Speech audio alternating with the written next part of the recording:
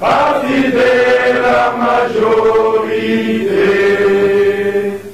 Union pour la démocratie et le progrès social. Notre parti du peuple est parti de la majorité.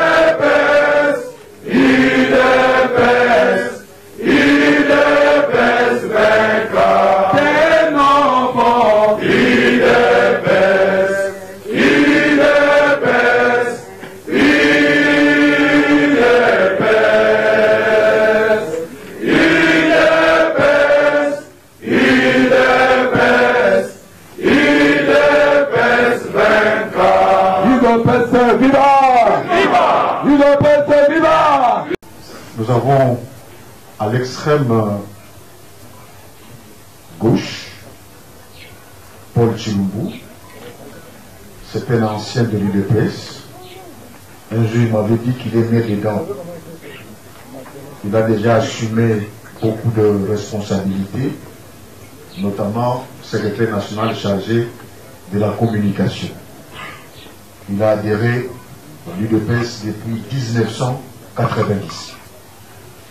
Et avant d'être candidat, il fut coordonnateur de la table ronde.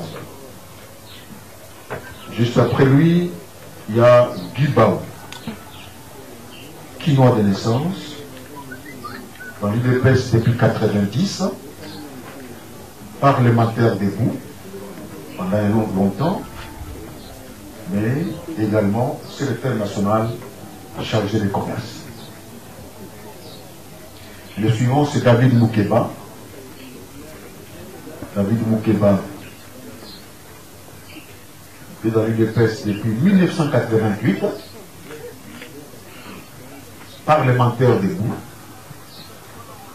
Et dans sa fiche signalétique, il avait dit arrêté plusieurs fois. Il a été président UDPS au niveau de l'UDTP. Nous vous faisons grâce d'autres détails. Et enfin, Félix Tshisekedi est actuellement secrétaire général adjoint. Il a été élu et il a aussi géré les rassemblements il gère les rassemblements comme président. Alors c'est limite là pour la plantation parce que vous le connaissez très bien, mieux que nous les journalistes. Alors, chers candidats, vous prétendez devenir demain président de l'UDPS. Nous allons débattre autour de 5 thématiques, notamment l'organisation du parti, la gestion des finances de l'UDPS, l'unité, cohésion et gestion des conflits, la diplomatie et enfin la vision pour la jeunesse et la promotion de la femme. Mais la première question concerne la suivante. Si demain on vous élisait président de l'UDPS, nous commençons par Paul Tshilombo, si demain, au lendemain du congrès, vous devenez président de l'UDPS, par où allez-vous commencer? Vous avez 2 minutes. Merci. La parole est au représentant.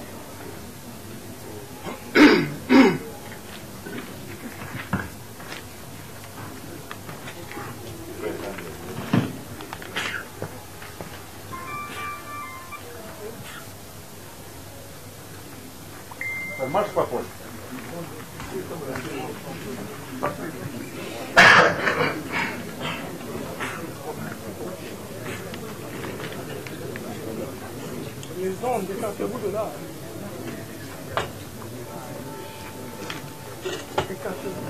Prenez ça rapidement avant le temps pour la danse.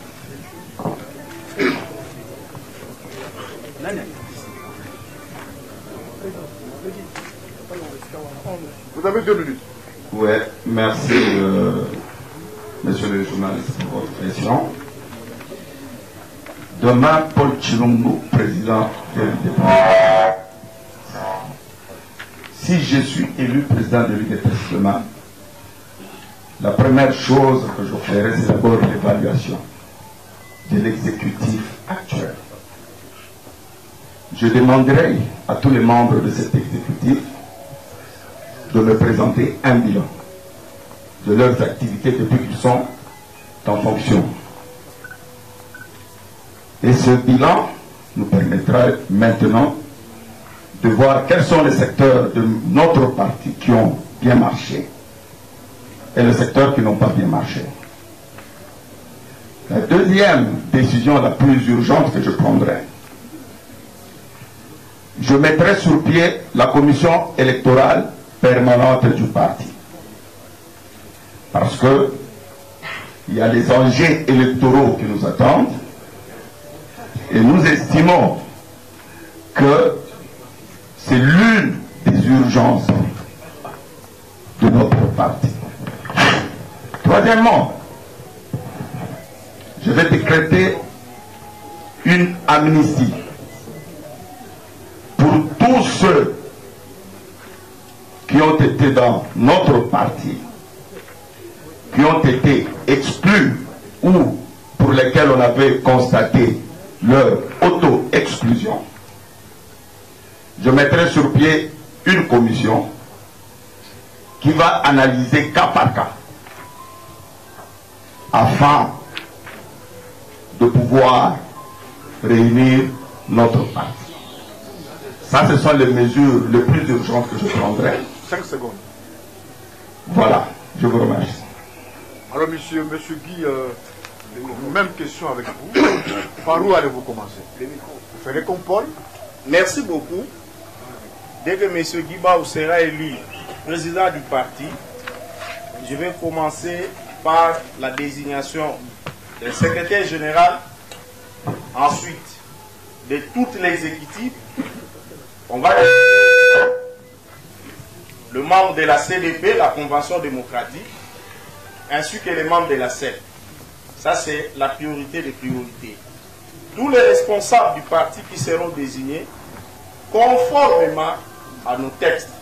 C'est-à-dire, ce sont des animateurs qui doivent répondre aux critères d'engagement, d'expertise, de disponibilité et de combativité. Nous allons commencer par là parce que nous avons fait un état des lieux. Le parti a un problème de fonctionnement. Le problème est lié à la gestion, à un problème de leadership. Donc il faut confier la gestion du parti aux mains de vrais combattants qui répondent à ces critères statutaires. Nous allons commencer par là. Et c'est du sommet à la base. David Mouko, vous avez la même approche aussi? J'ai un problème avec une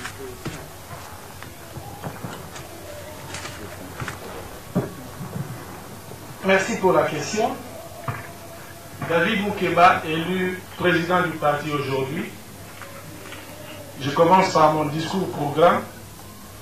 qui va déterminer qui je suis, ma façon de faire, mes approches, de manière à ce que non seulement les dirigeants qui seront élus, les dirigeants qui seront désignés, mais également les combattants aient une connaissance de la personne qu'ils ont élue, comment est-ce qu'il attend faire, l'ordre qui le caractérise, la discipline, et ainsi de suite.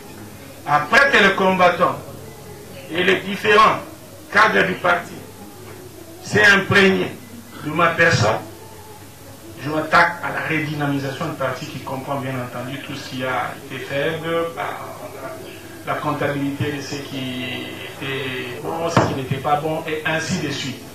Aussi, soit dit en passant, pour terminer, que l'unité du parti va caractériser ma démarche.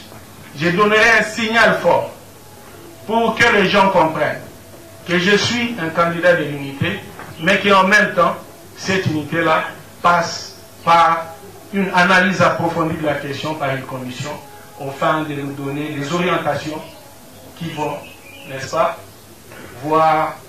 devoir nous orienter quant à la suite. Félix Tshisekedi, comment, par où allez-vous commencer directement si jamais vous êtes élu président? Bien, merci.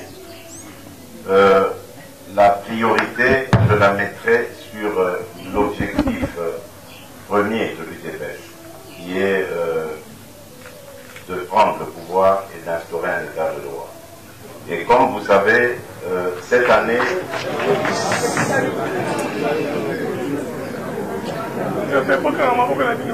Comme vous le savez, cette année est une année électorale.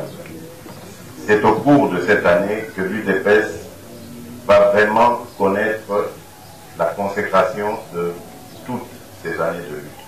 Et donc, il faudra mettre le parti en ordre de bataille. Comment? D'abord par un audit de tous les comptes, pour voir à quel niveau nous sommes financièrement et quelle est la potentialité financière que nous avons.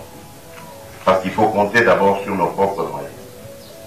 Ensuite, il faudrait faire un état des lieux pour voir dans quel secteur le parti est-il fort, dans quels autres il est faible.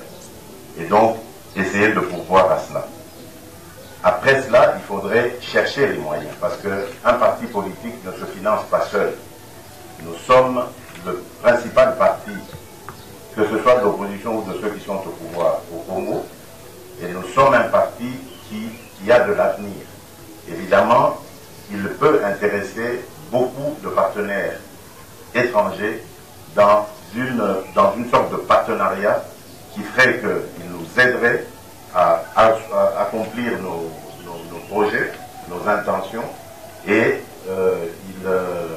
nous, en revanche, évidemment, on donnerait des marchés aux uns et aux autres, leur permettre d'investir, évidemment, leurs moyens, afin qu'ils donnent de l'emploi et qu'ils fassent marcher, prospérer l'économie en République démocratique du Congo.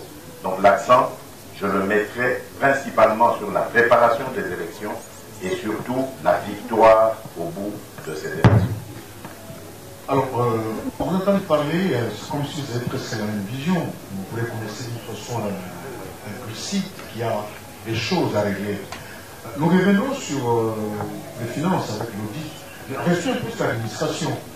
Est-ce que l'image de la gestion administrative de l'UDPS aujourd'hui, cette image peut-elle être rapportée au niveau national si jamais l'UDPS prenait le pouvoir? Nous commençons par Guy. Oui, il y a une petite nuance qu'il faut faire. L'UDPS a des problèmes d'organisation, principalement parce que nous sommes un parti qui affronte la dictature. Pendant plus de 30 ans, nous n'avons jamais évolué en tant que parti politique, tout simplement parce que nous avons subi la répression. D'ailleurs, les événements malheureux, je ne peux même pas vous rappeler, nous avons perdu des êtres vivants dans notre permanence. Un parti qui perd et les membres et les archives, quelle administration vous voulez avoir et être content de ça? Nous sommes un parti en lutte. Donc nous avons un problème d'organisation parce que nous sommes réprimés à tout moment. Donc la différence maintenant qu'il faut faire, la période électorale arrive, nous espérons l'adversaire en face va se plier aux exigences démocratiques pour que nous puissions nous organiser. C'est au moment où nous serons au pouvoir que nous allons vous montrer de quoi nous sommes capables. Parce que pour faire plus de 3 décennies dans un pays africain subsaharien comme le nôtre, il faut vraiment être grand. Et nous le sommes. Ah, vous avez même point de vue que lui. Bon, je suis en train de dire que l'UDPS est un parti par contre qu'il faut absolument féliciter. Parce qu'au regard de tout ce qu'il a connu par rapport à toutes les dictatures qui se sont succédées dans ces pays, un autre parti qui ne serait pas mieux d'implanter disparaîtrait déjà. Mais que l'UDPS s'y tienne jusqu'aujourd'hui, je pense qu'il n'est pas question ici de dire que l'UDPS a manqué d'organiser le parti, mais il a beaucoup plus subi, mais qu'au-delà de tout ça, il a pu résister, et qu'une fois l'UDPS au pouvoir, je pense qu'il va prouver autant qu'il a résisté, autant il peut demeurer pendant longtemps au pouvoir.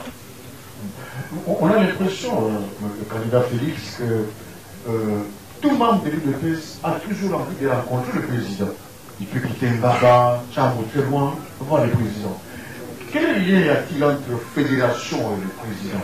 Est-ce que les fédérations sont-elles un atout pour l'UDPS ou c'est simplement une figuration? Et comment l'administration pourrait se faire pour que celui qui est à la base trouve solution à la fédération, au lieu de voir obligatoirement les présidents? Bien, merci. Mais si vous permettez, je vais essayer d'aller vite. Je veux quand même, à la suite des années, faire la même chose, essayer de répondre à leurs questions. Je suis totalement d'accord, je m'inscris vraiment dans ce qu'ils disent. Mais je rajouterais qu'il y a 2 phénomènes qu'il faut observer dans le combat de l'UDPS. Il y a le phénomène interne qui a été sérieusement secoué par toutes ces dictatures. Il ne faut pas oublier qu'à plusieurs reprises, notre siège a été attaqué et pillé, mis à sac. Nos documents, nos archives détruites, etc. Donc, il faut le mettre il faut le prendre en compte. Ensuite, il y a aussi la situation générale dans le pays. Le pays, aujourd'hui, est au bord du gouffre. Ce n'est pas du fait de l'UDPS. Donc, c'est aussi un défi à relever par rapport à ça. Et pour moi, le remède dans les projets, c'est évidemment la formation. Nous devons absolument former nos cadres à la situation réelle du pays. Et justement, c'est dans cette formation, vis-à-vis de la gestion de la chose publique, mais également de la chose du parti, que je peux répondre à votre question. Lorsque nos cadres seront bien formés, les présidents, déjà à commencer par celui de la cellule, vont comprendre qu'il ne sert à rien d'aller chez le président national parce que tout se gère à partir de la base. Et la base, la cellule est j'allais dire, la mère même de notre parti. C'est de là que commence la vie du parti. Et donc, c'est par des formations, par toutes ces comment j'allais dire, toutes ces orientations, de manière, qui sont dispensées de manière continue, que nos cadres seront formés et aguerris et pourront justement faire face à ce genre de choses. Ceci arrive évidemment partout, on le voit. Il n'y a pas qu'à l'UDPS. C'est une culture qui est propre au Congo. Le clientélisme, eh bien, cela, nous allons le combattre. Vous avez débordé. Oui, je m'en excuse. Voilà, bonjour à tous les candidats et bonjour à tout le monde. Vous êtes là, vous voulez être le successeur d'Étienne Tshisekedi. Je crois qu'on est peut-être, Paul est allé vite. Moi, je voudrais bien savoir, vu l'actualité, je suis journaliste, désolé. Je vous attaque. Êtes-vous Congolais, vous tous, celles que vous êtes là? Parce que nous ne voulons pas que demain, on se réveille, on nous dit que Paul Tshilombo est français, il y a des problèmes, que Guy Boa, Bao est italien, on ne sait pas, que David Moukeba est espagnol et que Félix Tshisekedi est belge. Dites-nous aujourd'hui, êtes-vous réellement Congolais avant de tout commencer? Tout commence par là aujourd'hui, nous ne voulons pas de problème demain avec ce si grand parti. Ok, merci Madame Paulette. Je vais répondre à votre question. Mais apparemment, la question précédente, moi je n'ai pas répondu. Je pourrais réagir. Vous allez réagir? Oui. Bon, moi je suis Congolais. Sûr? De naissance et je suis fier de l'être. J'ai vécu à l'étranger pendant plusieurs années. Je n'ai jamais changé de nationalité. Je suis rentré dans mon pays après mes études doctorales pour servir mon pays. Et je suis fier d'être congolais. Je le resterai jusqu'à la fin de ma vie. Guida au Congolais. Congolais d'origine, originaire de l'ex-province de Léopoldville, très à l'aise, congolais, de père et de mère. Mon père était aussi un ancien cadre de l'IDPS, M. Jean-François Ebam, secrétaire général adjoint. Il est mort dans les combats. Ma mère aussi, congolaise, très fière. Je n'ai jamais cherché à avoir d'autres nationalités. David Boukela. Nous ne voulons pas les dossiers demain. Je suis un Congolais pur sang et je ne partage aucune frontière avec d'autres pays. Ma province ne partage aucune frontière avec d'autres pays. Monsieur Félix. Ben, comme mes prédécesseurs, je suis congolais, plus que jamais congolais, de père congolais et aussi de mère, parce que, et en plus de mère, je suis très congolais. Ma mère a plusieurs sangs. Elle a du sang Tétéla, elle a du sang Lunda, elle a du sang Lupa. Donc c'est pour vous dire que je suis congolais. Moi-même marié à une congolaise d'origine. Elle est belge, c'est son choix. Elle est congolaise d'origine, de Bukavu. Donc je suis vraiment congolais. J'ai des neveux qui sont de l'Équateur, du Sankourou, du Bas-Congo. Il n'y a pas plus congolais que moi en ce moment. Devoir de mémoire. Dans 10 ans, tout ça restera. Donc, devoir de mémoire. Voilà, vous pouvez répondre à la question. D'accord, merci madame pour votre question. Tout en partageant presque totalement ce qu'ont dit mes prédécesseurs. Mais est-ce que le fait de tout ce que nous subissons ou nous avons subi est un prétexte pour ne pas organiser le parti? Ça, c'est la question que moi je me pose. Et le national Guy, dans sa première intervention, il a dit qu'il va changer l'exécutif parce que ça ne marche pas. Maintenant, quand on lui demande comment le faire, il dit maintenant que non, nous avons subi, nous sommes en combat. Non. Moi, je crois quand même qu'on peut faire mieux que ce qu'on fait aujourd'hui. Je vais vous donner un exemple. Vous savez, le père fondateur de ce parti, ils ont connu peut-être des situations plus difficiles que nous. L'UDPS est né dans la clandestinité. Dans 2 minutes. Ouais. L'UDPS est né dans la clandestinité. Mais les pères fondateurs de ce parti ont pu l'implanter sur tout le territoire national. Je dis bien dans la clandestinité. Aujourd'hui, quel est l'état de notre parti, nous qui sommes de la génération Android? Quel est l'état? Parce que, en paraphrasant le national Guy, je crois qu'il y a des problèmes, des sérieux problèmes de gestion au sein du parti. C'est une élection, maintenant répondez à la question. Vous avez débordé. J'ai débordé. Je vous ai dit l'essentiel. Oui, la question c'était des nationalités. Elle a posé une autre. Maintenant, comment vous allez, nous restons dans les finances, comment vous allez renflouer les caisses du parti? Est-ce que ce sont les militants qui vont cotiser?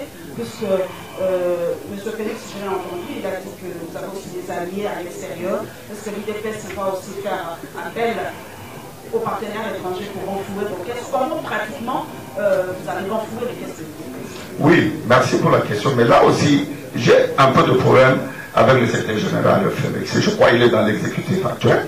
Il pouvait déjà nous donner l'état des finances de notre parti maintenant.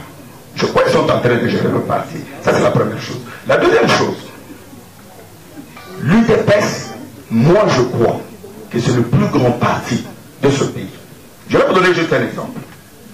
Kinshasa, c'est une métropole d'environ 12 millions d'habitants. Je prends au plus bas mot. Nous avons seulement 10% de combattants. Ça veut dire que nous avons à peu près 1 200 000 combattants d'abord et sympathisants. Si nous demandons à ces 10% de cotiser ne fût-ce que 1000, je dis bien 1000 francs, nous aurons autour de 800 000 $ dans la caisse du parti. C'est pourquoi je dis qu'il y a un problème de gestion. Avant qu'on aille chercher l'argent chez les partenaires, il faut d'abord que nous trouvions nous-mêmes ici comment sommes-nous capables de mobiliser l'argent. Aujourd'hui, nous avons ce qu'on appelle le mobile banking. N'est-ce pas? Ça veut dire quoi? Ce qu'on appelle ici les M-Pesa, les Airtel Money, tout ça. Quelqu'un qui est en Anajika aujourd'hui peut envoyer 5 $ ici. Merci Paul Chilomboulou.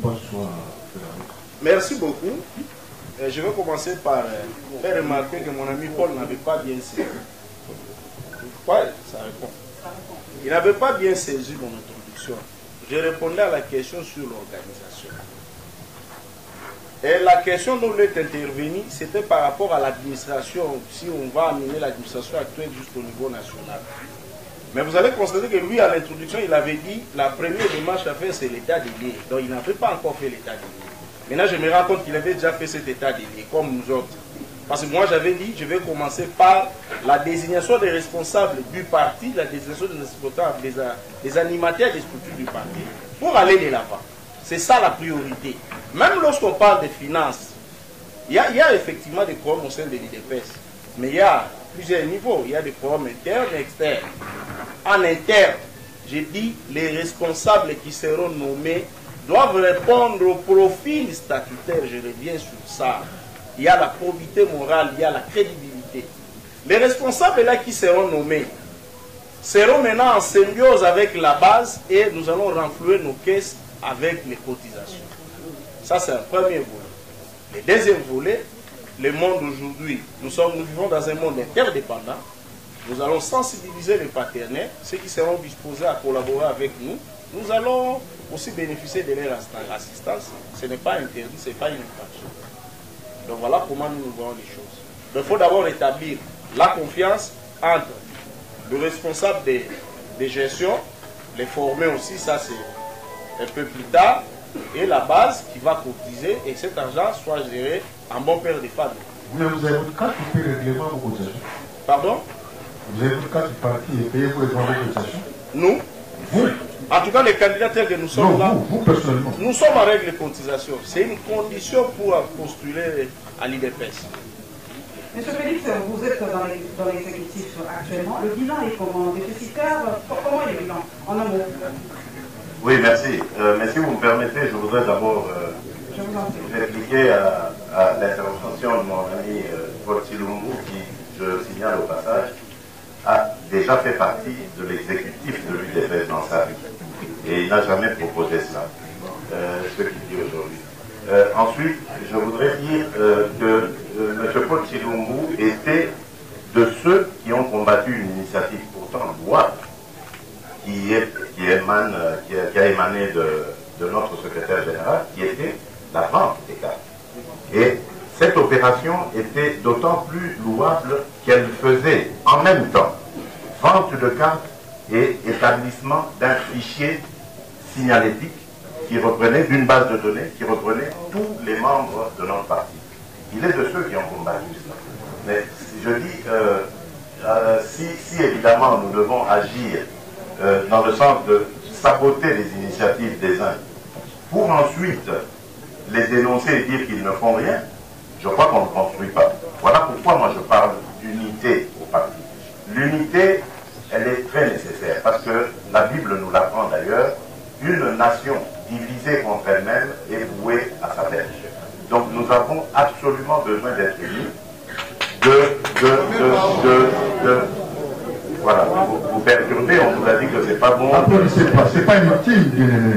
Nous avons besoin d'apprécier et d'encourager les initiatives qui viennent des États.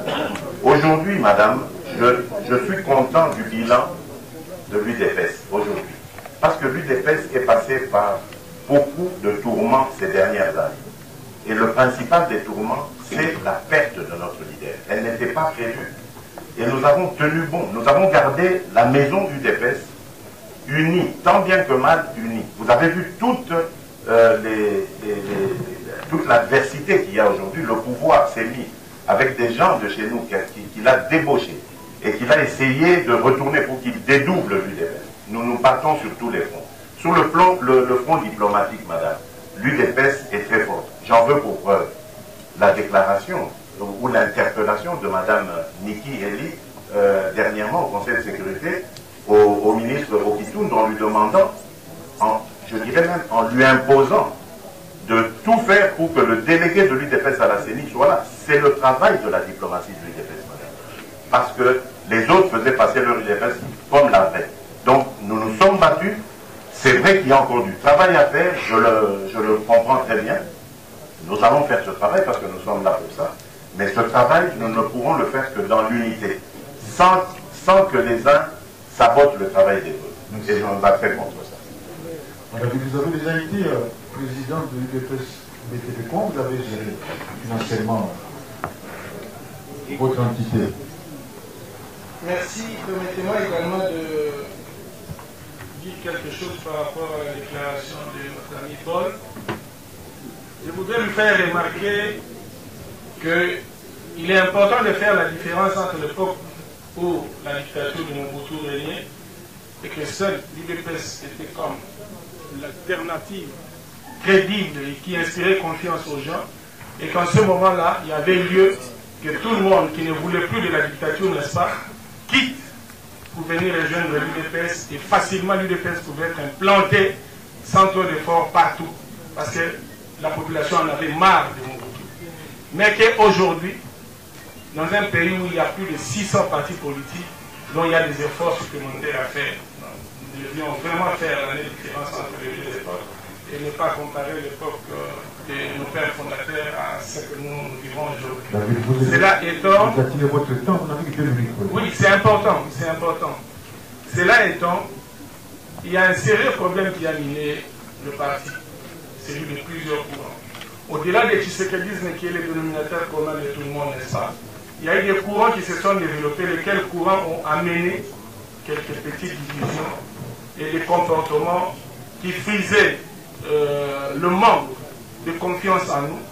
Et cela a fait que les finances du parti à tous les niveaux en souffrent. Et la Ligue des jeunes n'a pas été épargnée non plus. Il y avait des efforts à faire.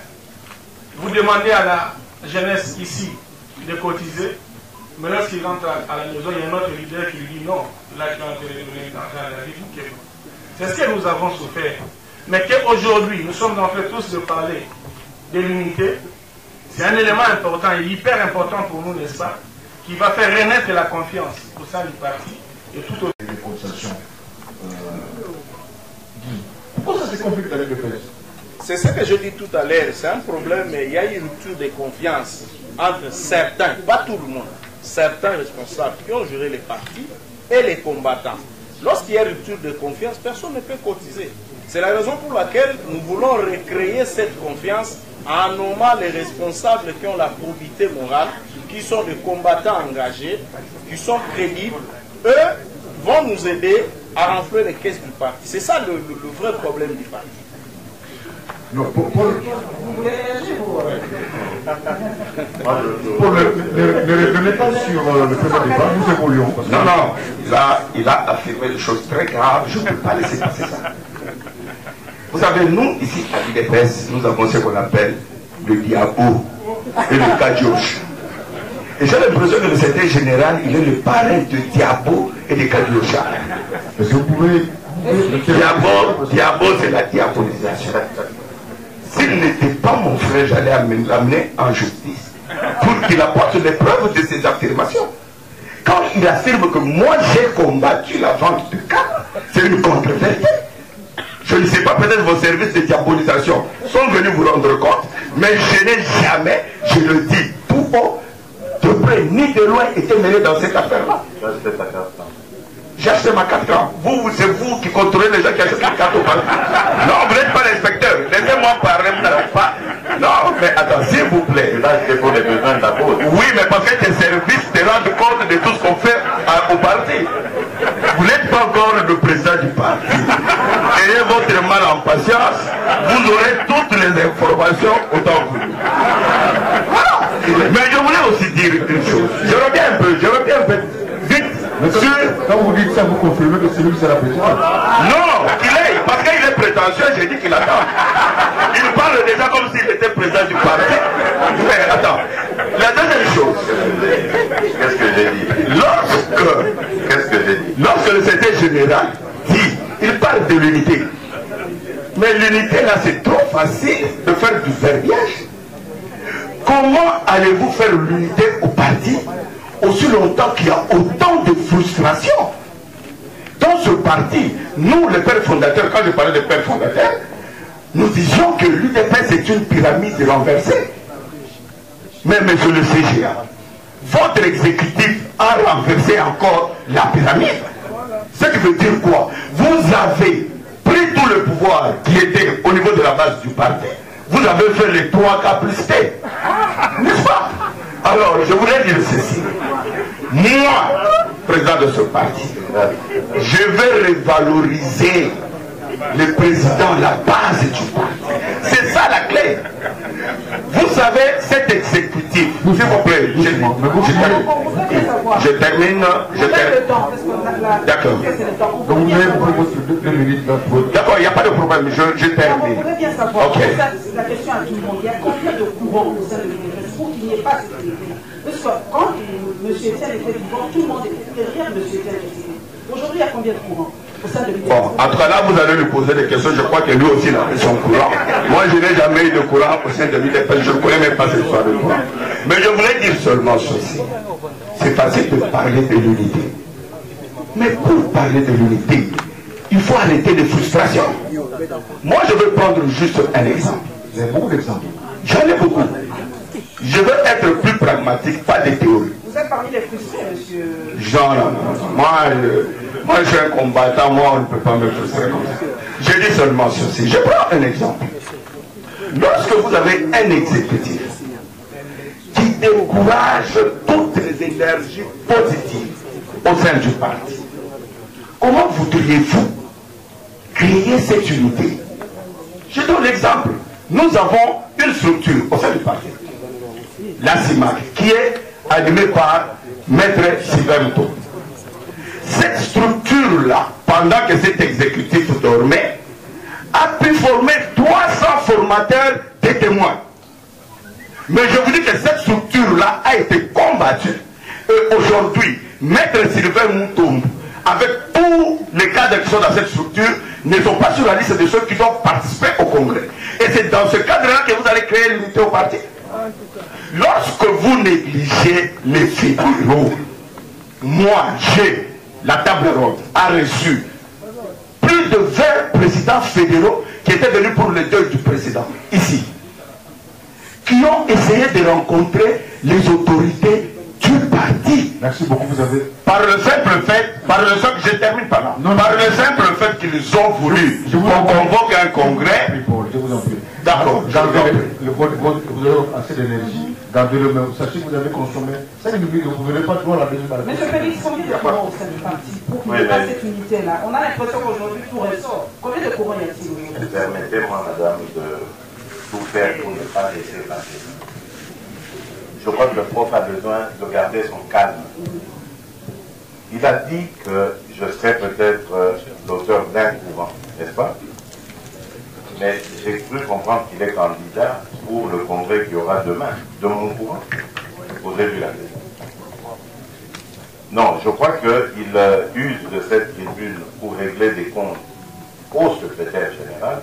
Et ce n'est pas bien parce que le secrétaire général n'est pas là pour se défendre. Il a parlé de la CIMAC. J'ai vu Sylvain Moutombo dans l'assistance. Samedi dernier, ce monsieur a été extraordinaire parce qu'il a pris des amis de la CIMAC.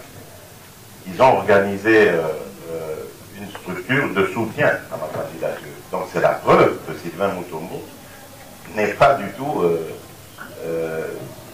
ne travaille pas contre ce que je veux de ce parti. J'ai encouragé Sylvain Moutombo avec mon propre argent, il le sait, je le dis devant lui, avec mon propre argent parce que j'ai trouvé que son initiative était efficace. Nous devons déjà nous préparer sur le front, le front électoral, nous devons le faire. Mais il est là, toujours, je continue de le dire, ce que je condamne, et quand je le condamne, je le lui dis toujours en face, je le fais venir, je lui parle comme un petit frère. Ce que je ne veux pas, c'est qu'on fasse tout en désordre. Nous sommes un parti qui se veut être organisé. Et un parti organisé doit avoir une hiérarchie et une base. Du sommet à la base, on doit bien ordonnancer les actes et autres choses. Sylvain Moutombo, demain, il sera un de mes partenaires privilégiés dans le domaine qu'il est en train de creuser, celui de la formation de nos observateurs et témoins. Donc ça, il n'y a pas de problème. Mais que tout se fasse évidemment dans les règles de l'art. C'est peut-être ça qui a causé aussi des frustrations chez le secrétaire général et qui a amené tout ça. Mais je ne vois pas pourquoi mon frère Paul Chilumbu étale comme ça notre cuisine interne. Bon, je reviens maintenant sur votre question très rapidement pour dire, à l'UDPS, vous savez, Paul Chilumbu est revenu souvent sur cette... oui, les pères fondateurs, mais j'ai cru comprendre qu'il a dit qu'il est entré en 90. En 90, voilà. Donc il n'a pas l'histoire d'avant 90. Et c'est important d'avoir cette histoire. Parce qu'il va comprendre que les tendances, les divisions, les frictions, ça n'a pas commencé aujourd'hui. Et ça n'a pas commencé que sous Kaboum. Les frustrations, il y en avait déjà avec Mavungu. Et avant Mavungu, il y avait Chabani, il y avait des frustrations. Avant Chabani, il y avait Mutanda, il y avait des frustrations. Avant Mutanda, il y avait Massamba, il y en avait. Avant Massamba, il y avait Pongo, il y avait toujours des frustrations. Les frustrations, il y en aura. Mais à partir du moment où, qu'on soit frustré ou pas, qu'on ne perde pas l'idée de l'intérêt général, l'intérêt du parti, ça c'est ce qui m'importe. Moi je ne demande pas que tout le monde s'embrasse sur la bouche, mais au moins que tout le monde ait en tête que nous appartenons à une même famille, l'UDPS, et que l'UDPS doit gagner. Quand un de nous fait un acte qui va dans le sens de notre victoire, il faut le soutenir. Il ne faut pas le combattre parce que soi-disant on n'est pas sa tendance. La tendance à l'UDPS, pour répondre à votre question, elle est une et une seule depuis un certain temps, c'est la tendance d'Étienne Tshisekedi. Ceux qui sont avec Étienne Tshisekedi, vous avez vu, ils sont là. Aujourd'hui, ils sont en train de se battre au nom de l'UDPS. Ceux qui ont trahi Étienne Tshisekedi sont soit avec les kabylistes ou soit en train d'écrire aux kabylistes pour avoir leur UDPS à eux. L'UDPS se décrète à la base, elle ne se décrète pas dans les bureaux du ministre de l'Intérieur. Voilà. Voilà, donc vous êtes des potentiels candidats. Les élections sont en train de se passer. Silence, s'il vous plaît. Nous entrons maintenant dans le point par rapport aux élections. Nous risquons de sanctionner votre champion. On parle déjà du seuil de représentativité. Est-ce que le prochain président de l'UDPS va s'allier avec qui pour foncer vraiment cap vers les élections? Est-ce que l'UDPS est capable d'aller seul? Est-ce que vous avez ce seuil de représentativité? Ou si pas, avec qui allez-vous vous allier pour gagner cette fois-ci les élections en 2018? Parce que le peuple attend cette alternance depuis des décennies. On commence par M. Félix. Non, bon. Commençons par M. Paul. Vous allez vous allier avec qui pour gagner? Sans exemple, il y en a beaucoup. Sans exemple. Bon, j'essaie d'être un peu 2 minutes pédagogique. Bon, je vais dire une chose. Vous savez, en politique, il n'y a pas des amis éternels. Il n'y a pas non plus des ennemis éternels. Les amis d'aujourd'hui peuvent devenir des ennemis de demain. Et les ennemis d'hier peuvent devenir des alliés d'aujourd'hui. Tout dépend des objectifs que vous poursuivez. Nous, à l'UDPS, il y a avec autant d'autres partis politiques, nous voulons que ce régime dictatorial et sanguinaire dégage.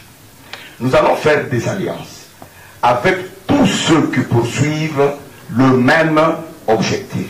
Et au moins pour une fois, à son honneur, le secrétaire général, il était un peu à l'avance. Quand je vais dire, on va dire que j'accuse les gens. Il était un peu à l'avance par rapport à son exécutif. Il est allé prendre contact avec d'autres partis. Et nous savons qu'avec la loi électorale, avec le mode de scrutin, aucun parti n'est capable de gouverner seul. Donc aujourd'hui, nous avons intérêt, absolument, même si je crois dans la force de mon parti, mais je sais que demain pour diriger, pour faire 250 plus 1 député dans l'Assemblée nationale, nous serons obligés de faire des alliances et des alliances objectives. Oui, les statuts de l'UDPS, comme le règlement intérieur, ont prévu les alliances. C'est pas mauvais. Mais ces alliances, on doit les faire avec les gens qui voient les choses de la même manière que nous. Ça, c'est la première des choses. La deuxième des choses, ces alliances-là doivent se faire tout en préservant les intérêts de l'IDPS. Peut-être je vais contredire mon co-débatteur lorsqu'il jette des fleurs au secrétaire général Félix. Il faut une concertation en interne avant d'engager une alliance pour éviter des contestations. C'est tout ce que nous demandons aux gens qui vont prendre ces contacts, qu'on se concerte en interne. On fait un débat parce que le débat démocratique est sacré dans un parti. Dès qu'on lève les options, personne ne va contester une alliance. C'est ce que nous demandons. Et dès que nous serons élus président, croyez-nous, ce débat démocratique sera permanent. David. Bon, juste 2 secondes pour rétablir quelques vérités aussi. Je voudrais faire remarquer à mon frère Paul qu'il n'a pas toute l'information par rapport à la CIMAC. Parce que moi qui vous parle, j'ai des informations selon lesquelles que la CIMAC serait constituée depuis le 30 mouvements de jeunes. Donc, il dépend de la Ligue des jeunes. J'ai pris mon téléphone moi-même pour appeler mon frère Mouton, Sylvain. Comme vous le citez un peu trop, oui, c'est important parce que ce sont parfois des mensonges que nous sommes en train de dire. Il faut regarder la vérité. Je fais partie de l'exécutif et on a attaqué l'exécutif. Et alors, mon frère n'a pas répondu favorablement, à ma demande et que voilà aujourd'hui il y a des problèmes. Or, moi je m'étais engagé au nom de la Ligue des jeunes pour répondre aux délégués de la CIMAC afin qu'ils soient présents au Congrès. Alors, par rapport aux alliances, il y a un adage qui dit qu'en politique, les alliances se font et se défont. C'est-à-dire, on peut faire des alliances aujourd'hui par rapport à un objectif à atteindre, et demain, ça peut se défaire, tant mieux. Je suis en train de noter que l'UDPS, à elle seule, elle peut arriver, n'est-ce pas, à répondre favorablement par rapport au seuil. Mais pour avoir la majorité, c'est à ce niveau-là qu'il faut maintenant faire intervenir les alliances. Mais les alliances que nous allons tisser, il faut les tisser autour des valeurs. Lorsque je revisite l'histoire, je constate que l'UDPS, depuis sa création, a toujours été ouverte à toutes les alliances, à plusieurs alliances. Elle en a fait autant et elle continuera à le faire aussi longtemps que les besoins se feront sentir. Oui, les alliances, je voudrais corriger un petit peu ce qu'a dit mon ami Guy Bao. Non, l'UDPS, au dernier congrès, lors de son dernier congrès, a interdit les alliances. Ils n'ont pas permis. Donc, les alliances sont interdites, mais nous avons tiré une leçon de ces élections-là, de 2011. Nous aurions dû procéder justement à des alliances, parce que les médiocres qui sont au pouvoir, dont on sait d'ailleurs qu'ils ont triché, certes, mais avaient eu la bonne tactique, celle de multiplier comme ça des groupuscules pour capter les petites voix. Donc ça, nous avons dit que nous n'allons pas nous faire avoir, nous avons fait une petite entorse au statut, mais ça va être très vite rétabli lors du congrès, parce qu'il faudrait que le congrès redonne le ficus. Ça, c'était juste, cette entorse, on a dû la faire à cause du délai des dépôts des regroupements et tout ça, la liste est partie. Donc vous ne pouvez pas faire autrement. Nous avons levé l'option en interne, nous avons dit on le fait, on le présentera au congrès. Ce ne sera pas du tout condamné, d'autant plus que c'est une alliance stratégique avec nos alliés habituels dans le rassemblement. Donc à l'exception des deux groupes katumbistes AR, G7 et de la dynamique, toutes les autres composantes normalement devraient s'aligner dans un regroupement piloté par l'UDPS. Et donc, nous sommes pour les alliances. Ça, c'est pour le regroupement. Nous sommes également pour d'autres alliances, c'est-à-dire les additions. Parce que vous savez, on parle du seuil aujourd'hui. Il faut viser le seuil, mais la proportionnelle demeurera. Donc, il faut aussi penser à la proportionnelle. Et comme m'ont dit tous mes amis, personne ne gagnera seul. Donc, voilà pourquoi j'ai été voir nos amis Vital Kamere et Bazaïba, en perspective évidemment d'une, on ne va pas dire alliance, mais d'une association de nos forces et de nos énergies. Donc, c'est-à-dire, au lieu d'absorber dans un regroupement, nous allons additionner le regroupement UDPS avec ses alliés, plus le regroupement UNC avec ses alliés, plus le MSC avec ses alliés. On espère ensemble atteindre les fameux 250 sièges plus. D'accord. Vous il nous reste 4 questions. Une pour moi, pour Paulette, et une question pour la jeunesse que ça vous posera, et une question pour la femme que Rachel pourra poser. Ça sera en Lingala. Alors, revenons pas à l'unité. On a escamoté un aspect très important. Une fois président, en une minute, qu'allez-vous faire face aux exclus, aux députés des PES qui sont dans l'Assemblée? Vous allez lui rappeler pour qu'il revienne. Nous ne verrons pas citer leur nom. On va faire une liste. Moi, j'aime bien citer le nom. Il faut mettre le nom des gens. Par rapport au cas d'Assis Moseke, par exemple, qui a demandé le dialogue, malgré qu'il vous apporte ses plaintes, il a dit je veux revenir à l'UDPS. Qu'est-ce que vous allez faire de lui et des autres, en tout cas tous ceux qui sont partis mais qui ont envie de revenir? Sur les noms, Bonaté Moubaké, Chibala et les autres qui demandent de revenir et de refaire l'unité de l'UDPS. En tant que président, est-ce que vous allez les accueillir pour dire que non, ils ont mangé à la République, c'est fini, on n'a plus besoin de vous? Qui répond? Merci, Madame Paulette. Je crois, lorsque je pris la parole pour la première fois, j'ai dit qu'on va décréter l'amnistie, il y aura une commission. Mais je crois que je suis en face du pasteur Paul. Pasteur, savez-vous que même dans la Bible, il y a des péchés impardonnables? Vous savez ça? Le péché contre le Saint-Esprit, il y en a. On lit votre Bible. Vous comprenez? Moi, président de ce parti, il y a des gens qui ont trahi, qui ont craché sur la mémoire de notre héros national. En tout cas, je crois qu'il faut leur souhaiter bonne chance. Là où ils sont allés dans la Kabylie, là où ils sont allés, qu'ils créent leur parti. Si ce sont vraiment des hommes politiques comme ils le prétendent, qu'ils créent leur parti et qu'ils viennent, nous allons nous affronter sur le terrain. Ça, c'est mon point de vue. Oui, ont été reconnus par le règlement intérieur du mars 2013. C'est là le règlement intérieur. Les alliances ont été interdites par le Congrès. Oui, mais après la modification, ça c'est un autre débat, on risque de tout exposer ici. Tout ce que nous voulons éviter en tant que candidat président national, d'exposer tous nos problèmes. Par rapport à l'unité, je crois que le pasteur vous avez posé la question si les gens demandent. Est-ce qu'il y a des demandeurs parmi les gens qu'on a exclus? Est-ce qu'il y a des gens qui demandent de rentrer au centre? Nous sommes encore en procès.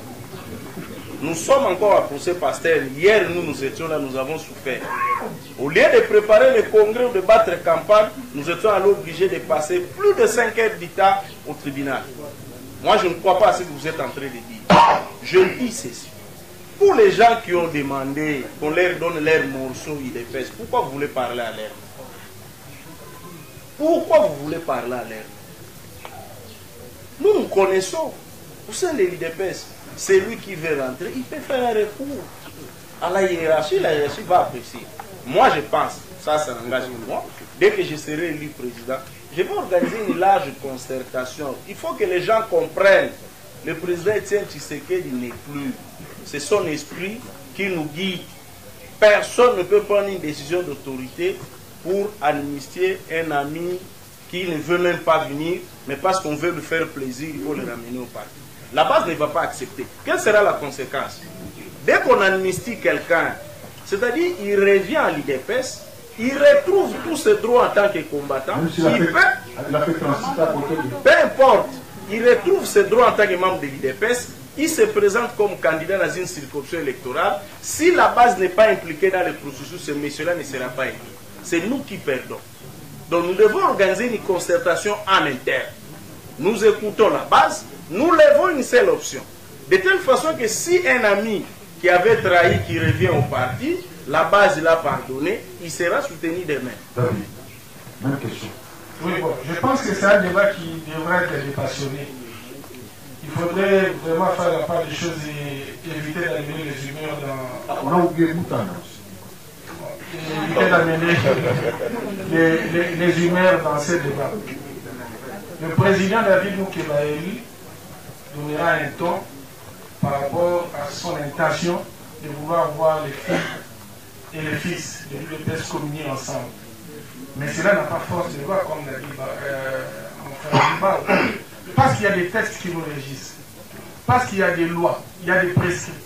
Voilà pourquoi nous avons institué une commission qui va étudier au cas par cas et n'est pas décréter une amnistie comme si on avait un pouvoir au-dessus de tous.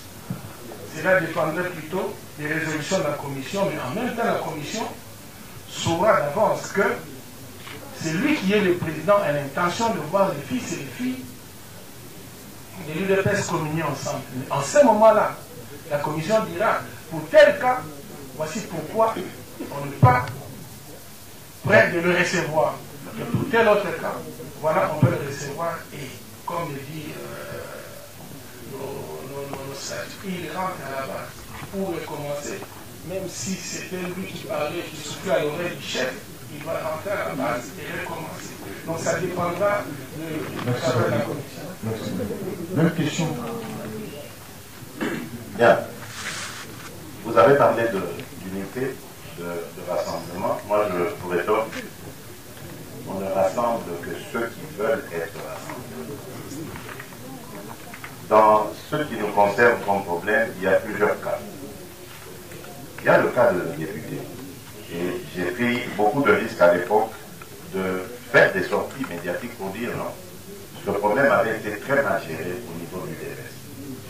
J'avais pris des coups de mes amis du parti qui pensaient que j'étais de connivence avec eux. Certains ont même soupçonné que j'allais siéger ou que je touchais de l'argent, etc. Non. J'étais tout simplement conscient que ça avait été très mal géré autour du président Étienne Tshisekedi. Donc, il y a eu ce cas, et certains d'entre eux ont tout fait pour montrer leur attachement.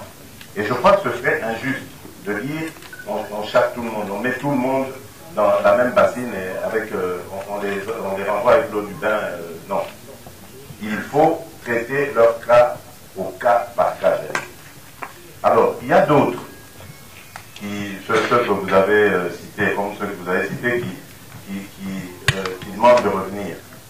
Mais revenir où? Admettons qu'ils aient eu gain de cause dans la manœuvre, dans la manipulation qu'ils avaient faite et qui consistait à tuer la vraie UDPS. Est-ce qu'ils auraient demandé cette réconciliation? Nous avons des informations sur les tourments qu'ils rencontrent là-bas. Ils sont lâchés complètement. Ils sont dans le vide. Est-ce qu'on peut concevoir qu'au moment où on demande l'unité, on est en procès avec ceux à qui on demande l'unité pour obtenir leur extinction?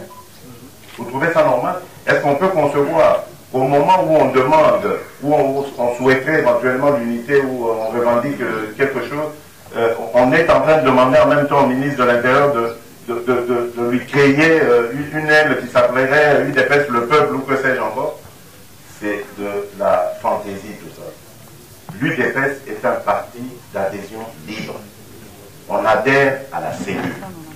Il y a eu des grands personnages, je ne vais pas les citer, de ce parti, qui ont fauté à un moment donné de leur parcours, qui ont bénéficié de l'amnistie du président en 2010 et qui sont revenus, tout grands qu'ils étaient, à la base. Ils ont adhéré, ils n'ont rien demandé, ils allaient à la cellule. Et les autres, pourquoi est-ce qu'ils ne feraient pas ça? Qui commencent d'abord à aller à la cellule, on verrait comment on va voir comment on va les accueillir à cette cellule. Parce que ce sont les combattants de la base qui décident. S'ils veulent les voir, ok, s'ils ne veulent pas les voir, tant pis pour eux. C'est pas au sommet de décider. Oui. Voilà. Oui. Alors, ça une question pour la jeunesse. Allez, là. Merci beaucoup. Parce que la question s'articule autour de la jeunesse. L'esprit des pères fondateurs, n'est-ce pas, de l'UDPS, se résume en deux concepts: la démocratie et l'état de droit. J'ai suivi tout de suite là, le président reconnaît, n'est-ce pas, sa priorité et l'objectif premier de l'UDPS est celui d'un état de droit. Ma question est celle-ci, président. C'est quoi l'état de droit? Et par où vous allez commencer l'état de droit? Voilà les préoccupations. Posez la question au président ou j'ai posé la question à tous les présidents. au candidat? À tous les candidats plutôt. Mais c'est moi qui ai pour ça. Qu'est-ce que nous attendons par état de droit et par où vous allez commencer cet état de droit-là? C'est bon pour la jeunesse. C'est très bien. Je l'ai brossé il y a quelque temps à ma télé. Je disais, dans ce qu'on dit, lorsqu'on parle d'état de droit, c'est un état où règne d'abord et avant tout la justice. Un état dans lequel la justice est le moteur. Une justice juste qui met tout le monde en dessous de la loi, à commencer par le premier des citoyens. C'est ça un état de droit. Un état de droit, c'est celui qui garantit à ses concitoyens leurs droits et leurs libertés, conformément à la constitution de ce pays-là. Un état de droit, c'est un état qui permet, dans sa gouvernance, dans sa gestion, une transparence qui peut à tout moment subir un contrôle de tout citoyen contribuable de ce pays. Contribuable ou pas, évidemment. Un état de droit, c'est celui qui garantit le bien-être, qui redistribue la richesse à tout le monde selon la répartition convenue. Voilà un état de droit, l'état dans lequel nous rêvons, nous, descendants d'Étienne Tshisekedi, d'amener notre pays. David. Oui, je voudrais brièvement dire qu'un état de droit, c'est un état où on ne sait pas faire prévaloir la loi du plus fort. C'est un état où règne la justice. C'est un état où ce sont seuls les textes qui régissent les rapports entre les humains. Et c'est là dans tous les domaines de la vie, dans tous les compartiments, que ce soit pour la santé, que ce soit pour l'éducation, que ce soit pour la redistribution des finances. Donc dans tous les compartiments, c'est la loi qui compte et il n'y a pas de la loi du plus fort. Oui. Oui, l'essentiel a été dit. Il y a une dimension seulement que nous allons insister, la dimension de la redevabilité. Les gestionnaires qui gèrent un état de droit ou une structure démocratique comme l'IDPS, là je vais revenir à l'IDPS, doivent avoir l'habitude de rendre compte. Parce que nous constatons aussi qu'à l'IDPS, lorsque les combattants nous demandent des comptes à nous cadres, ils deviennent nos ennemis. Et ça, c'est antidémocratique. Je profite de cette tribune pour demander à tous les jeunes de continuer à nous demander des comptes, nous qui les gérons, mais dans l'ordre et la discipline, parce que c'est conforme à notre idéal.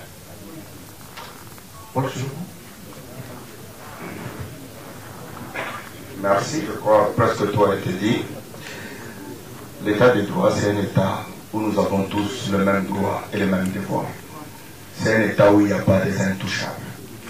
Que vous soyez président de la République ou que vous soyez président du parti, vous avez des comptes à rendre autant que le dernier combattant de la cellule de Maloueka. Autant que vous êtes président de la République, vous êtes justiciable. Vous respectez la Constitution, vous respectez la séparation du pouvoir. Quand vous détournez le bien de l'État, vous devez y répondre. Je crois que c'est l'essentiel qui a été dit. Oui, c'était un peu lié à la jeunesse. En 92, conclave de Bas-de-Marre, Mobutu nomme Tshisekedi le Premier ministre. Les jeunes étaient pleins ici à gronder, ils ne voulaient pas de ça. Etienne revient à l'unité, il pose la question à la jeunesse, êtes-vous d'accord ou pas? Ils ont dit non, nous ne voulons pas. Il dit, moi également, je refuse. Est-ce que vous tiendrez compte de la voix de la jeunesse qui est en fait la force de ce parti? En d'autres termes, parmi les délégués au Congrès, combien y a-t-il de jeunes dans ce Congrès? Allez-vous vous battre pour que les jeunes soient autant représentés au niveau du Congrès? 30 secondes. Oui, absolument. Je crois que la jeunesse, c'est pourquoi. Même quand il y avait le critère de 20 ans d'ancienneté pour être candidat, moi, je l'ai condamné, je l'ai critiqué parce que c'était un critère discriminatoire. Nous devons donner la chance à cette jeunesse. Vous savez, nous avons une jeunesse qui est pratiquement une pépinière de compétences. Et ces jeunes qu'on retrouve à l'UDPS, qui sont des médecins, des pharmaciens, qui sont des juristes, des avocats, nous n'allons pas leur dire qu'ils ne peuvent pas gérer ce parti parce qu'ils n'ont pas fait 20 ans.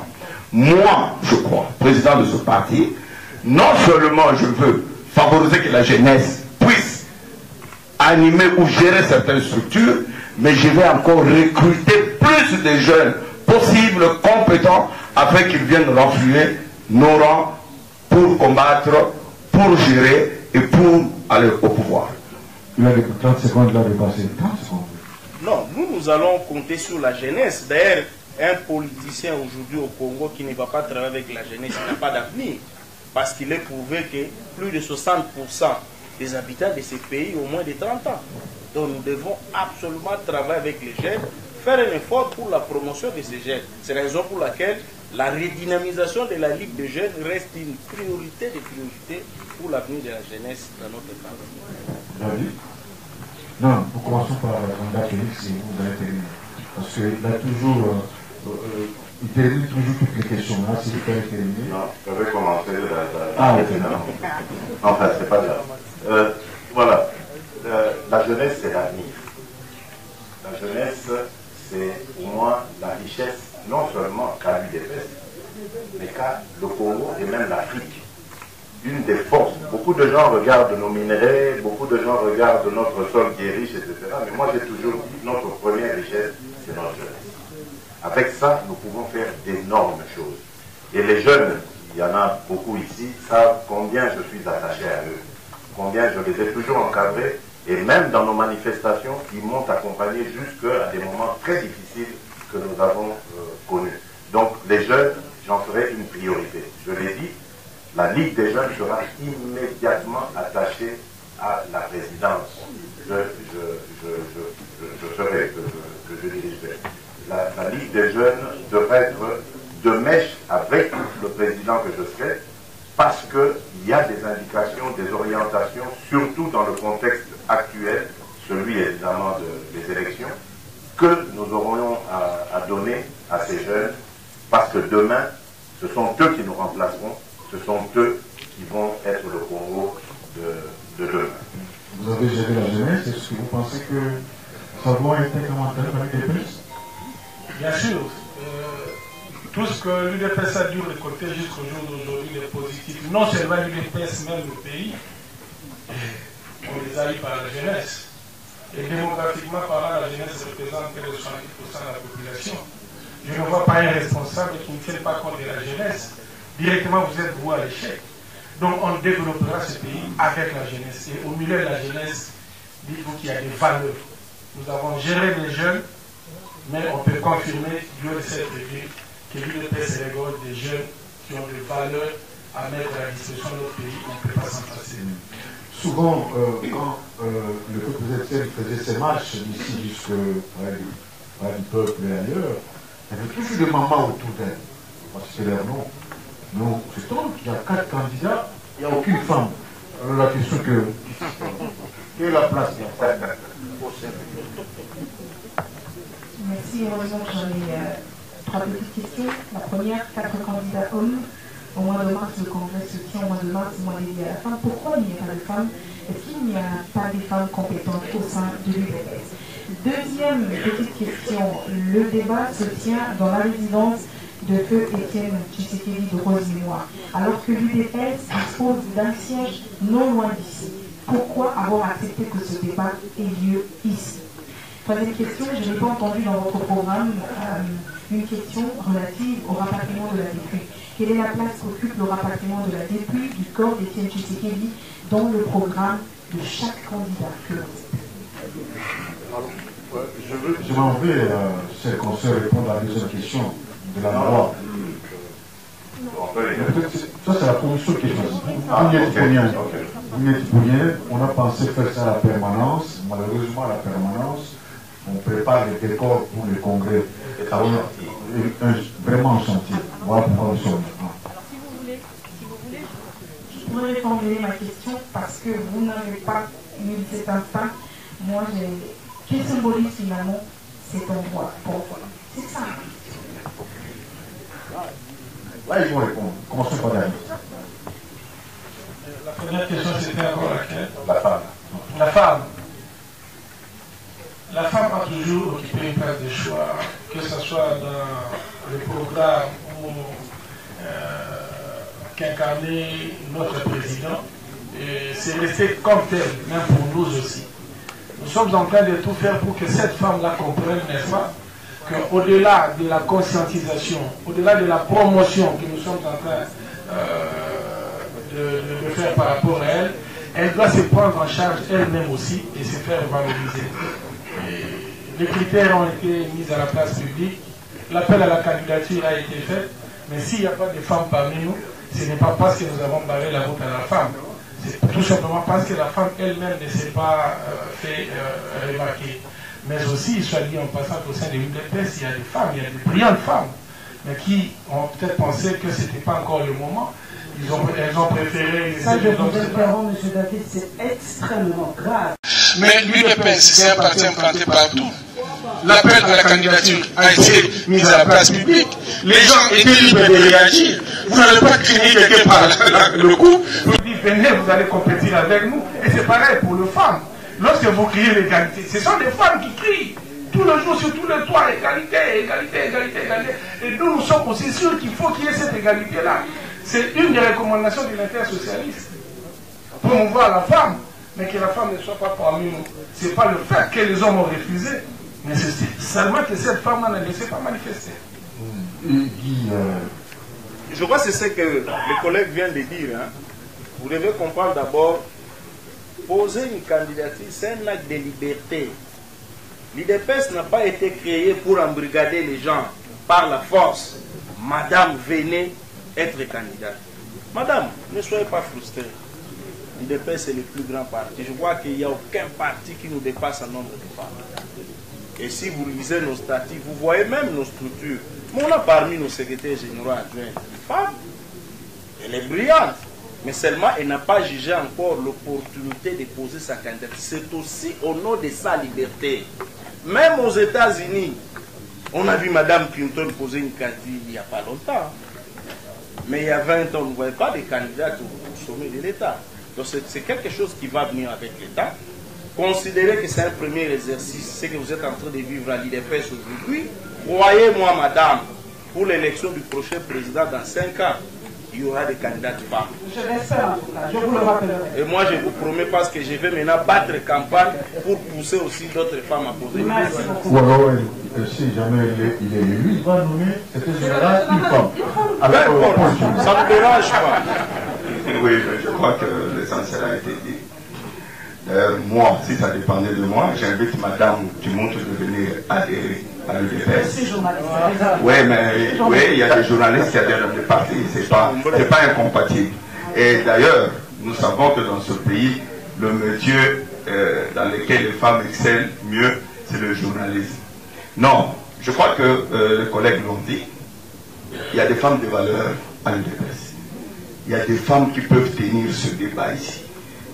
Le moment venu, je crois, nous inviterons les femmes d'autres partis sur des plateaux de télévision, de débattre avec les femmes de l'UDPS. Mais si elles estiment que le moment n'est pas encore opportun, nous prenons la liberté. La liberté, c'est la devise de l'UDPS. Liberté, égalité, solidarité.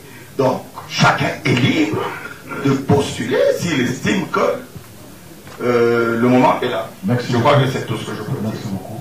Oui. Nous allons enchaîner avec la question que symbolise c'est un moi. Oui. Voilà. Madame, le problème des femmes est récurrent dans tout le pays, pas seulement en l'UDPS.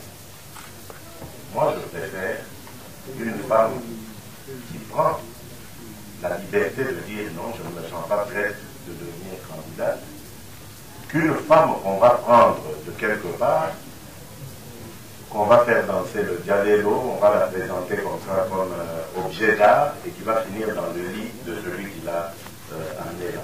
Ça, ce sont des méthodes qui n'existent pas à l'UDPS. Nous donnons le respect à la femme. Et d'ailleurs, vous êtes journaliste, je ne sais pas si vous êtes journaliste d'investigation, cherchez, renseignez-vous auprès des organisations internationales, je pense à la NDI et à bien d'autres, qui font des formations de femmes, posez-leur la question de savoir quel est le rendement des femmes UDPS. À chaque fois que nos femmes ont été dans ces forums, elles ont toujours marqué l'opinion par leur passage. Donc c'est pour vous dire que nos femmes sont bien formées. Mais il ne faut pas oublier une chose. L'UDPS, comme on vous l'a dit ici, a toujours fait face à la violence. Quel est cet homme qui va accepter que sa femme prenne le risque d'aller dans des réunions de l'UDPS dont il sait qu'elles peuvent se terminer dans le sang? Et aujourd'hui, les femmes sont, Dieu merci, les principales pourvoyeuses de moyens dans les familles, dans les ménages aujourd'hui. Les hommes sont au chômage. Ce sont les femmes qui sont là. Mais malgré ça, nos femmes sont héroïques. Malgré le fait qu'elles jouent ce rôle, elles trouvent encore le temps de venir à l'UDPS. Il ne faut pas trop leur demander non plus. Elles ont déjà cette tâche de chercher de l'argent pour la famille, des moyens, ensuite de participer aux réunions. Ne leur demandez pas de s'accaparer encore d'une responsabilité qu'elles ne pourront peut-être pas assumer. Laissons le temps au temps, ça viendra. C'est malheureusement encore dans notre culture, j'ai beaucoup aimé ce que mon ami Bao dit, ça viendra. Laissons le temps faire quelque chose. En quelques secondes, qu'est-ce que symbolise cet endroit? Bon, moi, je suis très mal placé pour répondre à cette question. C'est une maison familiale déjà. C'est le siège symbolique du rassemblement. Et c'est la demeure du héros national, Étienne Tshisekedi. Oui. Bon, au-delà d'être la résidence du président Étienne Tshisekedi, et au-delà aussi d'être le siège du rassemblement, c'est un lieu qui restera historique pour nous, et un lieu qui va nous rappeler beaucoup de souvenirs, un lieu qui va démontrer à la face du monde que vous voyez cette parcelle-là, bien que officiellement il n'y avait pas un pouvoir présidentiel, mais nous avons vécu des actes comme si on était dans un palais présidentiel. C'est un fait significatif pour nous. Oui, c'est un lieu de beaucoup de souvenirs, parce que vous avez évoqué juillet 91, le 22 juillet. Moi, j'étais parmi les jeunes qui étaient venus faire pression au président de refuser d'être le premier ministre. 2 ans après, j'ai commencé à entrer dans cette parcelle. Et c'est là où on se mettait avec le président. Tantôt de l'autre côté, tantôt là-bas, tantôt ici. Et j'ai fait 6 ans où je venais chaque soir de 20h à minuit pour apprendre auprès du président. Oui, ça nous arrive. À plusieurs reprises, on a mangé. Il fallait être là aussi. Moi, je sais qu'elle a demandé l'obligation. On prenait ça. Oui, bon, pour moi, cet endroit, c'est un endroit mythique. Ouais, il m'est arrivé plusieurs fois d'échanger avec le président Tshisekedi dans cet endroit. Il m'est arrivé 2 fois, je le regarde, je dis, ah, Étienne Amoyé, vous comprenez? Donc il y a beaucoup de souvenirs et je crois que pour nous, ça restera à jamais le temple de la démocratie. Parce que je crois que la démocratie dans ce pays est née ici. Alors Paul, à propos du rapatriement des documentaires. Oui, mais je crois que si cela ne dépendait que de l'UDPS, je crois que le président serait déjà rapatrié. Il aurait dû avoir déjà les honneurs de son rang. Malheureusement, c'est le régime dictatorial de Kabila qui empêche que la débris de notre héros puisse être rapatrié. C'est difficile à se prononcer parce que ça ne dépend pas de nous. L'adversaire est de très mauvaise foi parce que ça se dit jamais vu en Afrique. Plus d'1 année après, on n'a pas encore enterré notre papa. C'est même difficile à en parler parce que je me dis dans 20-30 ans, lorsque les jeunes vont lire cette histoire, qu'est-ce qu'ils vont se dire? Nous étions complaisants, nous l'avons approuvé, alors que ça ne dépend pas de nous. Il y a une mauvaise foi manifeste. Je doute même qu'on a affaire aux vrais Africains parmi les gens qui sont à la base de cette décision-là. Ouvrez. Bazar Même émotion avec bon, là, il y a le Balikamo et nous avons bien. Mais bien que le Sénat soit normalement retenu, Mais à moi, vous en avez retenu les articles. Parce que, tantôt dans le cas qu'on voit que nous pas encore le gars qui n'a pas les présidentiels. Et les alliés africains, les alliés africains, comment on a monté à zone benga montou, à zone benga africain, kosepela, kotika, nous autres ya oyo asali musala moko mutu moko te asala na Congo bakotanga bakomba batutu bakimpambika batanga na bakongo kika bali batanga wana.